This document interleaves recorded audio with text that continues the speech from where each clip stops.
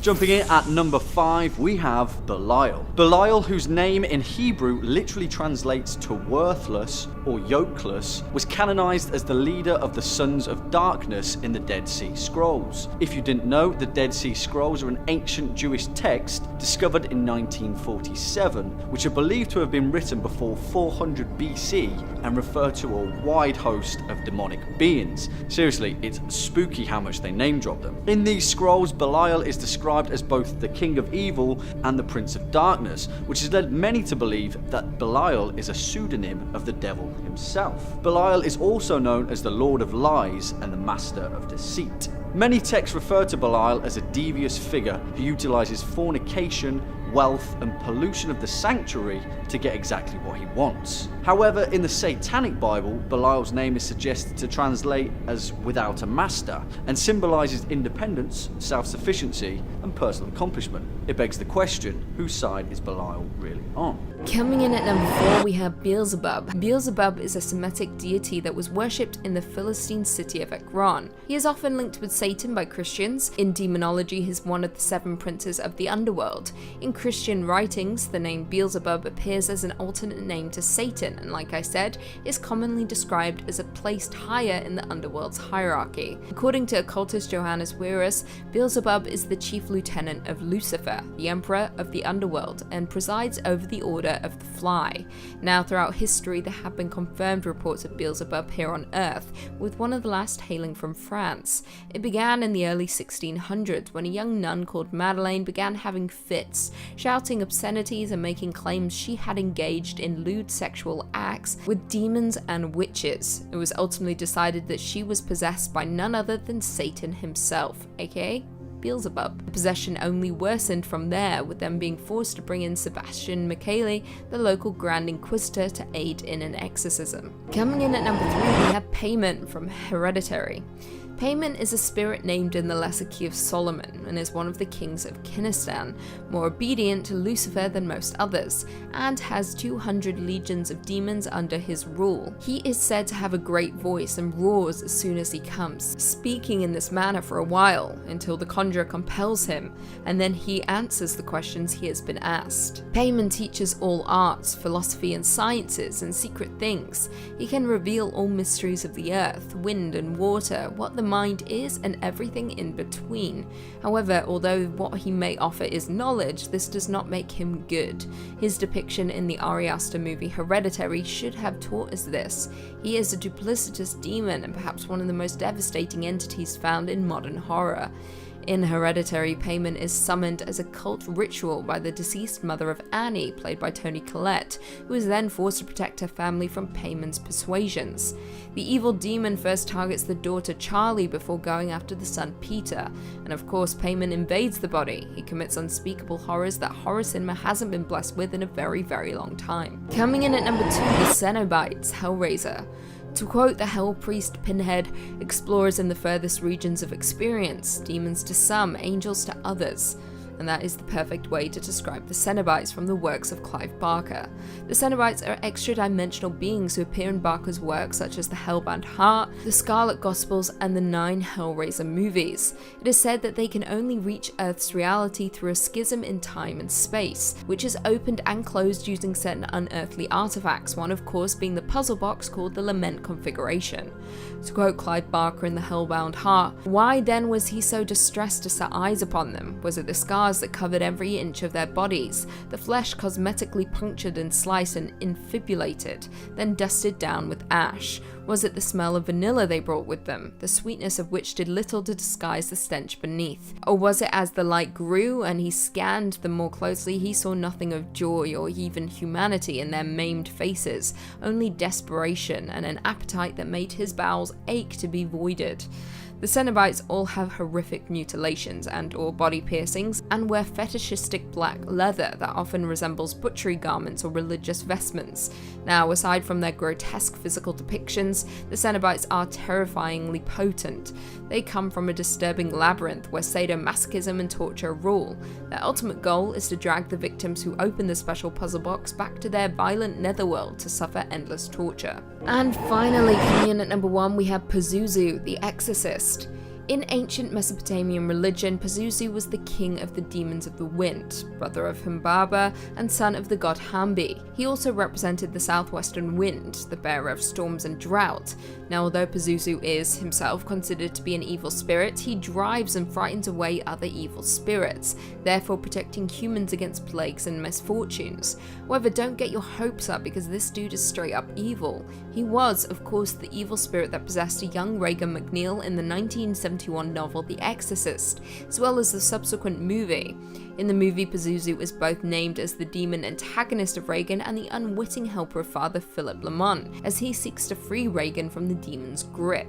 It should be said that no cinematic demon has ever been more potent or terrifying than that of Pazuzu, aside from maybe the red tongue-licking demon in Insidious. Not a fan of that one, not a fan at all. Now in The Exorcist, Pazuzu finds its way to the US after being discovered during an archaeological dig in the Middle East. There it infiltrates the body of Regan, with the intention of subsuming her soul. Lovely stuff, isn't it? Pazuzu in turn makes Regan commit some unspeakable acts, such as stabbing herself with a crucifix in areas that we won't mention here, and of course attacking her own mother, before aggressively vomiting up green pea soup. And then of course the infamous scene of Regan spinning her head 180 degrees. What a lovely sight. This 1973 Best Picture winner is still one of the highest grossing films ever made. However, saying that, it is best to steer clear of Pazuzu. There's no need to invoke him, especially not in the middle of the night in front of your mirror. Just cover that thing with a sheet. Almighty Lord, Word of God the Father, Jesus Christ, God the Lord of all creation, gave to your holy apostles the power to tramp underfoot serpents and scorpions. Kicking off at number 5, Andrus. A lot of you guys were pretty vocal about him making this list, so here he is, and I'm on board with your insistence because this guy is as vile as they come. In demonology, Andrus is an incredibly unpleasant demon whose only directive was to hunt and kill mankind, aided by his henchman Flauros. As the demonic Goetia goes, the demonic Andrus was a grand marquis of hell that appeared with a winged angel's body and the head of an owl, or sometimes a raven. It rides upon a strong black wolf and wields a sharp flaming sword. His main responsibility is to sow discord amongst humanity, teaching those who he favours to kill their enemies, their masters and their servants. It is thought that he was often summoned by military leaders who would use his abilities to incite wars that would last for decades, resulting in a new definition for people, the planet and the political landscape. Interesting. Coming up at number 4, we have Surgat. In Latin, Surgat literally translates to rise and is the physical manifestation of rebellion and opposition. His angelic opposite is Aquiel. To be honest, Surgat is a minor demon and is pretty weak sauce compared to some of the guys on this list. But the thing that makes him pretty terrifying is his brush with a particular pope. Written between 1150 and 1227, the Grimoire of Honorius was written by Pope Honorius III with the intention of being specifically used by a priest. Pope Honorius was obsessed with the thought of Satan invading the mortal realm, and so began preparing the Catholic Church for a war. He wrote down his findings in this forgotten grimoire, which wasn't unearthed until 1760. Honorius began his training by purposefully summoning demons, and then banishing them again in a sort of weird, spooky, demonic boxing session. It proved quite effective, and the Pope soon started to get a handle on the armies of hell. He'd write down the name of each demon he fought and leave an elaborate explanation of their strengths and weaknesses. Kind of like a Pokédex, but for demons. That is until he came face to face with Surgat. All that was written in his section of the grimoire was that Surgat is he who opens all locks. That was the last demon that Pope Honorius noted down in his book. Makes you wonder what happened, eh? Next up at number 3, we have the Great Duke of Hell, Berith. Also referred to as Baal Berith, this guy is a pretty formidable dude. Known in the Infernal Dictionary as the Great Duke of Hell, Berith commands 26 legions of demons and is a pretty big player in the fiery depths below. According to Aleister Crowley's illustrated Goetia, those that attempt to speak with Berith soon learn that he's a formidable liar. Crowley refers to him as speaking with a clear and subtle voice, and is a liar when not answering questions. To speak with Berith, the conjurer must wear a silver ring and hold it clearly to their face in respect to the Great Duke. If not, Berith will consume the conjurer for not sincerely paying their respects. Berith is often depicted as a soldier, dressed in red clothes, riding a red horse and wearing a golden crown. His main function is to corrupt those that crave power, and is often found lingering on both sides of a war. In 1612, a nun from Aix-en-Provence was possessed by Berith. During the exorcism, Berith gave up his own name, as well as the names of all the other demons possessing her, but also the names of the saints who would be most effective in opposing them. That guy loves a good fight. Bringing it up at the rear at number 2, we have Pazuzu.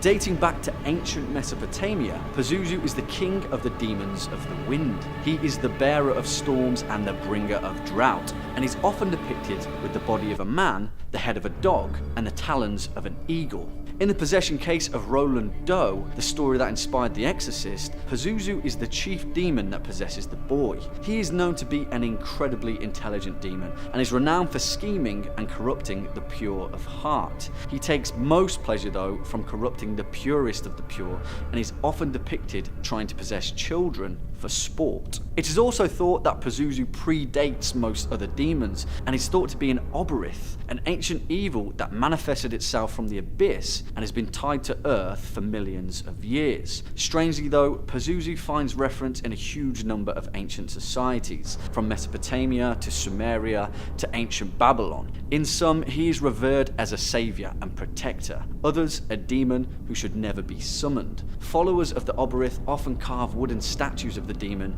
and worship him in the hope that Pazuzu will one day reveal his true name to them. No thanks. And coming in at the top spot, number 1, we have Azazel. Azazel, or Satan, or Lucifer, or the devil, or Baphomet. You know this guy. He's the king of all demonic possession, and he loves nothing more than a group of teenagers standing around a pentagram and beckoning him forward into the mortal realm. The Horn Prince is heavily related to the image of the goat, and we often see him depicted with hooves, horns, and a tail. But this actually has some substance to it. In Abrahamic society, a priest would whisper the prayers of a village into the ears of a goat, and then sacrifice it in the hopes that their prayers would be answered.